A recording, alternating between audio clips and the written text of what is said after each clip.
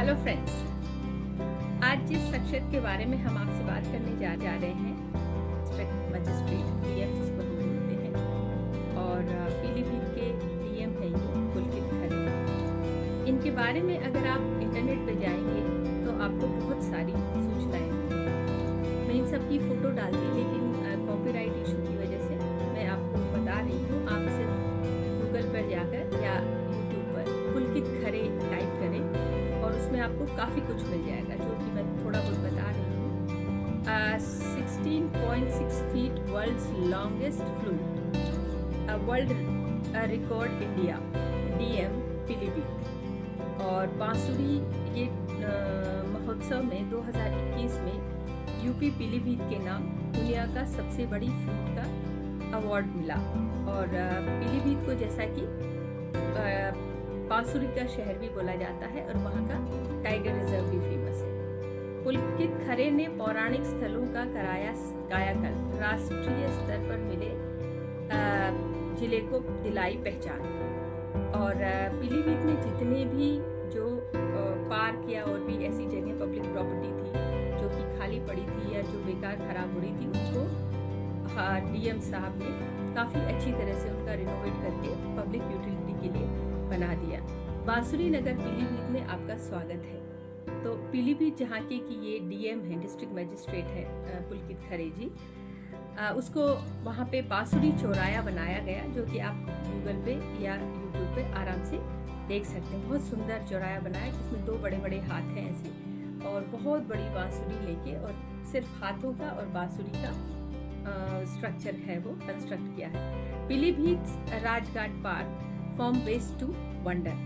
और पीलीभीत में जितने भी जो पार्क्स थे मैंने पहले ही बताया, जो कि वेस्ट से वंडर इन्होंने उनको बदलाव किया। और आईएएस अफसर पुलकित खरे ने पेश की मिसाल, रिक्शा चालक के बेटे की पढ़ाई की ली जिम्मेदारी। इसमें भानु एक बच्चा है जिनके पिताजी रिक्शा चलाते हैं, उनकी पढ़ाई की जिम्मेदारी इन्होंने ली, और इसका भी काफ़ी सारा डिटेल आपको ऑनलाइन मिल जाएगा। Biggest flute made from Pilibhit, Pilibhit में बनी विश्व की सबसे लंबी बांसुरी Indian book of world record में ली गई। और ये भी डीएम साहब के टाइम पे ही हुआ।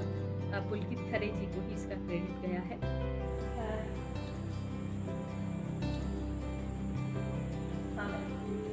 फ्रेंड्स, आप देख पा रहे हैं ये इंटरव्यू बहुत इनफॉर्मल तरीके से है और मैंने कोई क्वेश्चन भी तैयार नहीं किया। तो मैं ये चाहूँगी सर, उन चीज़ों को हमें टच करना चाहिए या उन बातों को हमें चुनना चाहिए जो आम आदमी की ज़िंदगी में बदलाव लाती है। एक अधिकारी के रूप में ये बहुत ही स्वाभाविक सी चीज़ है। जब भी हम किसी भी पद में या किसी भी पद पे ज्वाइन करते हैं तो हमें ये ध्यान रखना चाहिए कि हम लोग जनता की सेवा के लिए हैं। सिविल सर्वेंट का मतलब ही है कि हम लोग आम जनमानस की ज़िंदगी में किस तरह से छोटे मोटे बदलाव ला सकें, शासन की जो नीतियां हैं उनको हम लास्ट मैन तक किस तरह पहुंचा सकें। तो ये एक हमेशा गाइडिंग प्रिंसिपल रहता है। एंड जब से सेवा शुरू करी है और जहाँ पे भी मेरा ज्वाइन करना रहता है, तो इसी बात पे जोर रहता है कि छोटे छोटे ऐसे काम जो आम जनमानस के जीवन को छूते हैं, इसमें पब्लिक स्पेसेस भी आती हैं और गवर्नमेंट की स्कीम्स भी आती हैं। पब्लिक स्पेसेस चाहे आपके शहर की सड़कें हैं, चौराहे हैं, पार्क हैं, जहाँ पे सबका जाना होता है, वहाँ पे लोगों को कोई परेशानी नहीं होनी चाहिए, दिक्कतें नहीं होनी चाहिए। हम उसको कैसे पीपल फ्रेंडली बना सकते हैं। दूसरा, जो बेनिफिशियरी ओरिएंटेड स्कीम्स हैं गवर्नमेंट, उसमें हम लोग राइट बेनिफिशियरीज तक कैसे पहुँच सकते हैं, जो एक्चुअली में पात्र है उस तक उस योजना का लाभ पहुँचे। तो ये दो चीज़ों पे लगातार ध्यान रहता है।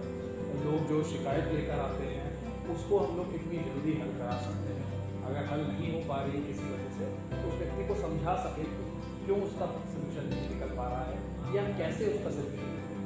तो ये एक नॉर्मल, मैं कहूँगा, टेंडेंसी है जो सभी अधिकारियों को होनी चाहिए, इसका खासकर ख्याल रखना चाहिए। सर, एक बात, जैसे आप एडमिनिस्ट्रेटर हैं, आप जिले के मालिक हैं, तो आज की भाषा में अगर कहा जाए तो आप ही राजा हैं। तो जब इतने बड़े पद पे कोई होता है जिसके पास पावर होती है, तो जनरली माफिया जो होता है, जो कि कंट्रोल करता है रिसोर्सेज को, मनी को, मसल को और सिस्टम को, तो उन लोगों को आप कैसे मैनेज मैनेज करते, क्योंकि वो तो पब्लिक वेलफेयर में इतना नहीं जाएगा, तो वो कैसे होता है? मैं आपकी इस बात से सहमत नहीं हूँ कि कोई राजा है या टिकट का मालिक है, ऐसा कुछ नहीं होता। जैसे मैंने शुरू में भी कहा कि हम लोग पब्लिक सर्वेंट हैं। हम एक एज अ सिविल सर्वेंट, हमारी ड्यूटी और हमारी जो पोस्टिंग होती है वो इसलिए होती है कि जहाँ दिक्कतें आ रही हैं, जहाँ पे स्कीम को ग्राउंड तक पहुँचाना है, वो हमारे ज़रिए पहुँचे। तो हम लोग सिर्फ एक माध्यम होते हैं।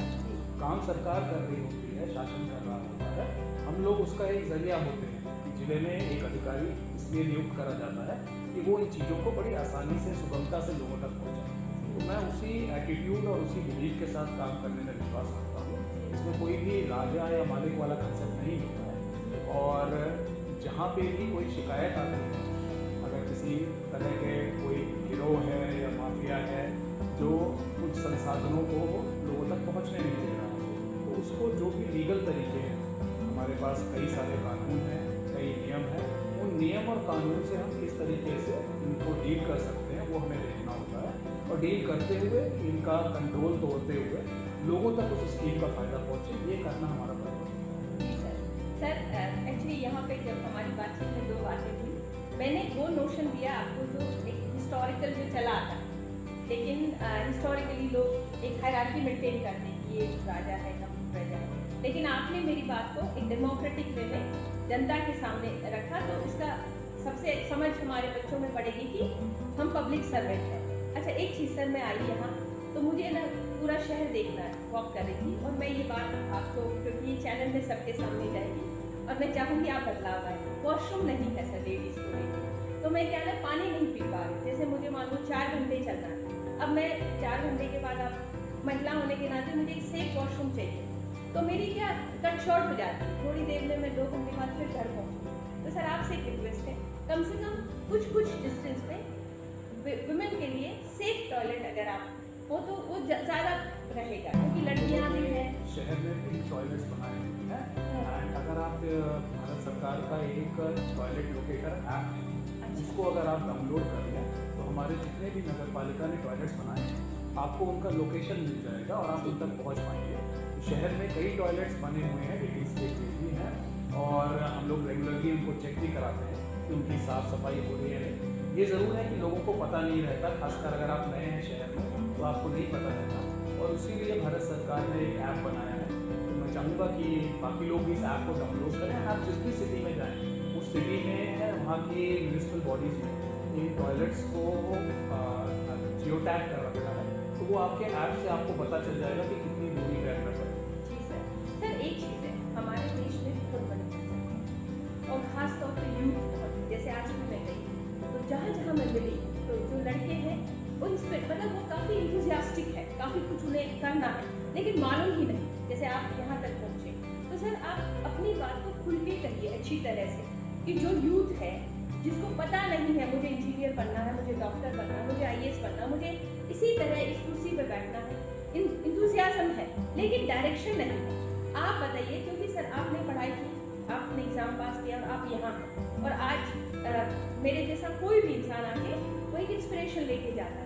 तो सर आप बताइए, कैमरे की तरफ देख के आप बताइए कि वो बच्चे क्या करें, लड़के और लड़कियाँ, कहाँ हिम्मत नहीं आ रही। जितना भी जो भी यूथ आपका चैनल देखते हैं एंड आपसे जुड़े हुए हैं, मैं सिर्फ इतना कहना चाहूँगा कि आजकल के समय में इंफॉर्मेशन की कोई कमी नहीं है। हमें एक राइट टीचर और एक सोर्स ऑफ इंफॉर्मेशन चाहिए होता है। बहुत ज़रूरी है कि हम अपने टीचर्स पर ट्रस्ट करें। हमने, चाहे मैं अपने पर्सनल एग्जाम्पल से कहूँ या बाकी बच्चों के लिए, हमारे टीचर्स हमें मार्गदर्शन देते हैं, लेकिन कई बार बच्चे उसको पूरी तरह से ग्रहण नहीं करते हैं, उनको डाउट होने लगते हैं, वो अपने फ्रेंड सर्कल की वजह से थोड़ा सा कई बार गुमराह हो जाते हैं। तो एक अच्छा टीचर होना, उनको अपने गुरु की तरह उनकी बात समझना, प्रेरणा लेना, उनके दिखाए राह पे चलना जरूरी है। दूसरा, आप जिस भी फील्ड में जाना चाहते हैं, ज़रूरी नहीं कि एडमिनिस्ट्रेशन ही हो, हर फील्ड के ज़रिए आप कंट्री को सर्व कर सकते हैं। मेरा ये मानना है, आप जो भी फील्ड चुनें उसमें अच्छा करने की आप में ललक होनी चाहिए। अपनी फील्ड में आपको बेस्ट परफॉर्मेंस देने की एक अंदर से स्पिरिट होनी चाहिए, एक ऊर्जा होनी चाहिए। आप डॉक्टर बन रहे हैं तो एक अच्छा डॉक्टर बन के हैं आप समाज सेवा कर सकते हैं।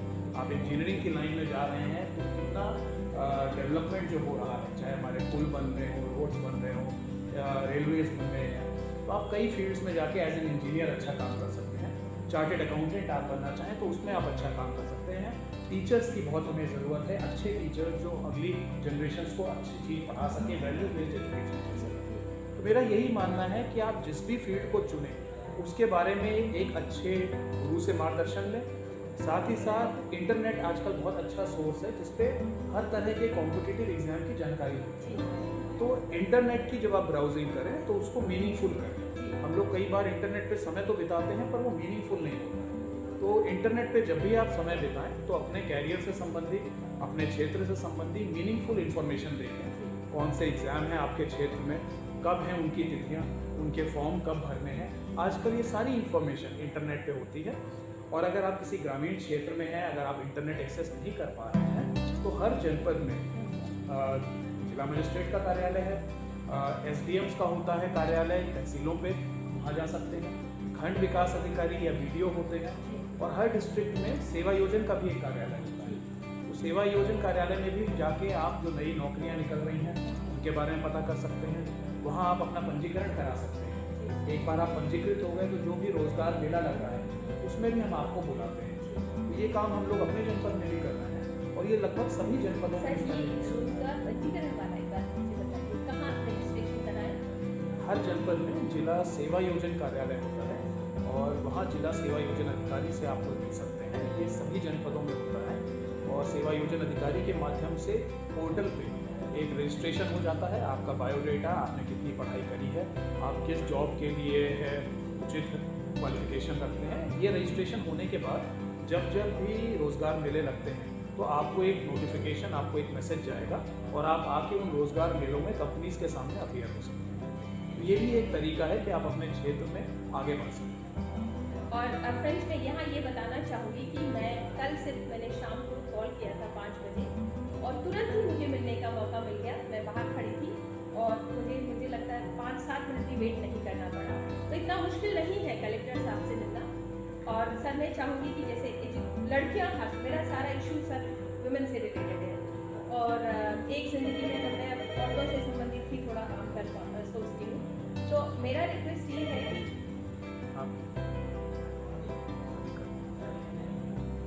तो सर मेरा रिक्वेस्ट ये है कि जैसे लड़कियां हैं, खासतौर पे यहाँ मुस्लिम पॉपुलेशन है, तो जो बच्चियां हैं जिनको कि बाहर निकलने का वो नहीं है, किस तरह से क्योंकि मैं भी एक बहुत छोटे परिवार से, मेरे पिताजी टीचर थे पर उन्होंने हमें छूट दी पढ़ने की। तो आज मैं मतलब इंडिया में जितना है हाईएस्ट क्वालिफिकेशन मैंने ली और आप जैसे लोग हैं सर जो बहुत बड़ी इंस्पिरेशन बनने वाले। तो इससे लड़कियों के लिए क्या हक करें, क्योंकि जो बच्ची होती है उसमें बहुत लिमिटेशन होता है, जाने का, आने का, स्कूल का, हर जगह वहाँ क्या कर सकते हैं?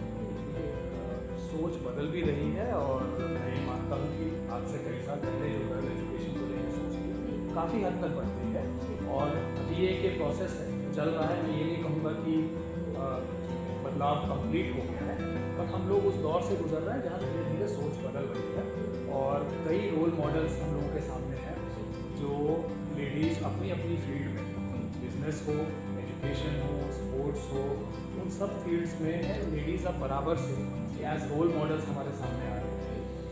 ऑफिसर्स हैं, पॉलिटिशियंस हैं, हर फील्ड में लेडीज़ आ रही हैं। तो अब वो समय बदल रहा है जहाँ पे हम लड़कियों को और लड़कियों के बीच में इसको लेके भेदभाव करें।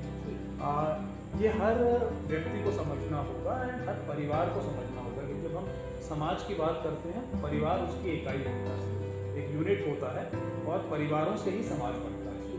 तो हर परिवार और खासकर जिन परिवारों में लड़के हैं उन परिवारों को ज़्यादा समझने की ज़रूरत है कि उनके घर में लड़के और लड़की के बीच में भेदभाव ना हो, बराबर से शिक्षा मिले। गर्ल्स का ड्रॉप आउट एक चिंताजनक विषय रहता है, हम लोग उसके ऊपर वर्क करते हैं। कई बार 5वीं के बाद या 8वीं के बाद गर्ल्स अपनी एजुकेशन छोड़ देती हैं, तो उसके ऊपर प्रदेश सरकार की तरफ से भी उम्मीद रहती है। माननीय मुख्यमंत्री जी ने भी इस बार जब स्कूल चलो अभियान चलाया तो इस बारे में खास जोर दिया कि गर्ल्स ड्रॉप आउट ना हो। तो हम लोगों ने भी इस बार लिस्टिंग कराई सभी गर्ल्स की जो क्लास 5th में पढ़ रही थी, जो क्लास 8th में पढ़ रही थी, और हमने ये देखा कि वो ड्रॉप आउट ना हो। 5th वाली सारी गर्ल्स 6th में जरूर इनरोल हो, 8th में पढ़ने वाली गर्ल्स 9th में इनरोल हो। तो ये हम लोगों ने एक कोशिश करी और लगभग सभी जगह इस तरह की कोशिश रहती है। पर अल्टीमेटली मुझे ये लगता है कि हाँ, ये बात एज अ फैमिली, हर फैमिली तक हमें ये पहुँचानी होगी ये बात कि जिस तरह से एक प्रोफेशनल सक्सेस लड़का हासिल कर सकता है, बिल्कुल उतनी ही तरीके से घर की लड़की भी वो हासिल कर सकती है और आगे चल के वो लड़की भी उतनी ही कामयाब हो सकती है। सर, इसी पॉइंट पे मैं आपसे एक निवेदन करना चाहूँगी। एक्चुअली मैंने जैसे राजस्थान से मैं बिलोंग करती हूँ, तो वहाँ 18 जिलों का हमने सर्वे किया था और ड्रॉप आउट का रीज़न बताया था। उसका एक 18 महीने का एक मेरा रिसर्च है जो कि यूट्यूब पे भी है। तो उसमें जो मतलब हमने पाया कि लड़कियों के ड्रॉप आउट का मेन कारण है 6ठी-7वीं के बाद वो मेंस्ट्रुएशन स्टार्ट होता है। अब मेंस्ट्रुएशन में क्या होता है कि एक तो उनका वो मैनेजमेंट बड़ा पुअर होता है, फिर वॉशरूम जो हमने देखा राजस्थान में भी कि वॉशरूम्स बहुत नहीं है, लड़कियों के स्कूल में टूटे पड़े हैं या इतना मतलब उनका भयानक स्थिति है कि मैंने एक जगह पर भी देखा कि लड़की मतलब इस तरह वॉशरूम जाती है 12वीं क्लास में कि एक लड़की बीच में बैठेगी, सारी चुनियाँ लपेट के उसको खड़ा, उसमें भी लड़का आ जाता है, मतलब वो इतना वहाँ का।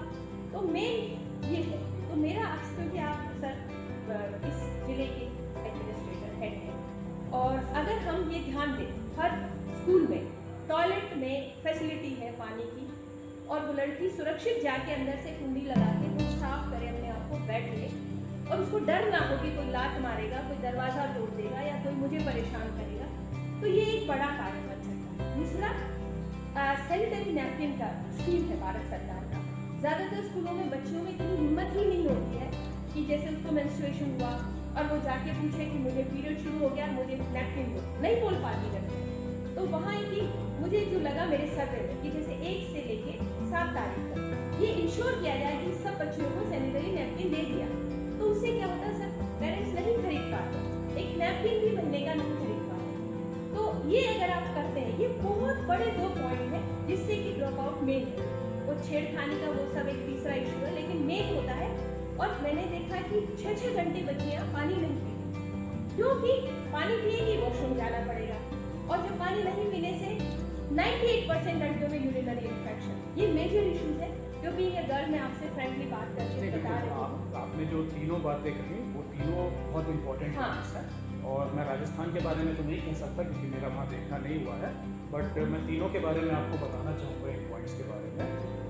माननीय मुख्यमंत्री जी उत्तर प्रदेश की प्रेरणा से हम लोगों ने पिछले साल से सभी जनपदों में और पीलीभीत में भी ऑपरेशन कायाकल्प चलाया। ये कायाकल्प खासकर स्कूलों को लेकर चलाया गया जो हमारे परिषदीय गवर्नमेंट स्कूल्स होते हैं, और आप पीलीभीत के किसी भी गवर्नमेंट स्कूल में चले जाएंगे तो मैं ये कॉन्फिडेंस से कह सकता हूँ, क्योंकि हम लोग लगातार इसको चेक भी कराते हैं कि हर स्कूल में बॉयज़ और girls toilet with full running water facilities हम लोगों ने अवेलेबल कराया है। इसको हम लोग लगातार चेक कराते हैं, 100% इसकी फोटोग्राफी करा के, जियो टैगिंग करा के हम लोग ये देखते हैं कि कहीं कमी तो नहीं रह रही। एंड रेगुलर बेसिस पे जब ऑफिसर्स स्कूल चेकिंग में जाते हैं तो इस बात पे जोर दिया जाता है कि टॉयलेट्स को जरूर देखें कि दरवाजे सिक्योर हो टॉयलेट्स के, रनिंग वाटर हो वहाँ पे, एंड बाहर हैंड वॉश की फैसिलिटी हो। तो इस बारे में माननीय मुख्यमंत्री जी का हमेशा जोर रहता है कि ये फैसिलिटीज़ साथ साथ स्कूल में अन्य कार्य भी हमने कराए, लाइट्स लगवाई हैं, वहाँ पे बैठने की बच्चों की व्यवस्था अच्छी करी है, किचन का अरेंजमेंट है, मिड डे मील का, लेकिन टॉयलेट्स पे खास ध्यान है। दूसरा, लड़कियों के साथ छेड़खानी ना हो इसको लेके भी प्रदेश सरकार ने मिशन शक्ति चलाया और मिशन शक्ति के अंतर्गत भी हम लोगों ने खासकर इस तरह के गर्ल्स कॉलेज चिन्हित करे जहाँ पे संभावना रहती है, चांसेस रहता है कि वहाँ के बाहर लड़कियों को इस तरह से सामना करना पड़ सकता है। एंटी रोमियो स्क्वाड जो हम लोगों ने बनाया उनको हमने प्ले क्लोज वहीं पे स्टेशन करा और हमारी शक्ति मोबाइल यूनिट्स भी उन्हीं कॉलेजेस के आसपास नॉर्मल यूनिफॉर्म में रहती। लड़कियों को हम लोगों ने उनसे इंट्रोड्यूस करा के सेशंस भी कराए, नंबर्स एक्सचेंज कराए। एक कॉन्फिडेंस हमने अपने यहाँ जितने भी गर्ल्स कॉलेज में बाकी लड़कियों को दिया कि इन केस ऐसी कुछ बात होती है तो आपके आसपास पुलिस और प्रशासन के लोग मौजूद हैं किसी भी इस तरह की छेड़छाड़ या इस तरह की घटना को रोकने के। तीसरा जो मुद्दा आपने बताया सैनिटरी पैड्स वाला, तो आपको जान की खुशी होगी कि हमारे जनपद पीलीभीत में ही यहाँ से थोड़ी दूरी पे न्यूरिया नाम की एक जगह है और वहाँ पे हमने महिलाओं का एक समूह बनाया। वो गांव की महिलाएं थीं और हम लोगों ने सरकार की NRLM योजना के अंतर्गत उनको सैनिटरी पैड बनाने की एक मशीन दी है। 10 महिलाओं के समूह ने गांव में ही उस मशीन को चलाना सीखा और आज उसी मशीन के माध्यम से वो स्वयं सैनिटरी पैड बना रही है। उसको उन्होंने पैकेजिंग यूनिट में लगाई। हम लोगों ने सरकार की योजना से उनको जितनी मदद मिल सकती थी वो दिलाई, बैंक से लोन दिलाया और बड़ी खुशी की बात थी कि अब से लगभग 15 दिन पहले उनका समूह अपने सैनिटरी पैड को बनाने वाला और उसको जो अमेजन साइट है, वेबसाइट है, यहाँ पे हम लोग कई सारे सामान खरीदते हैं, ई-कॉमर्स की बड़ी फेमस साइट है, उस पर वो अपना सामान ले जाता है।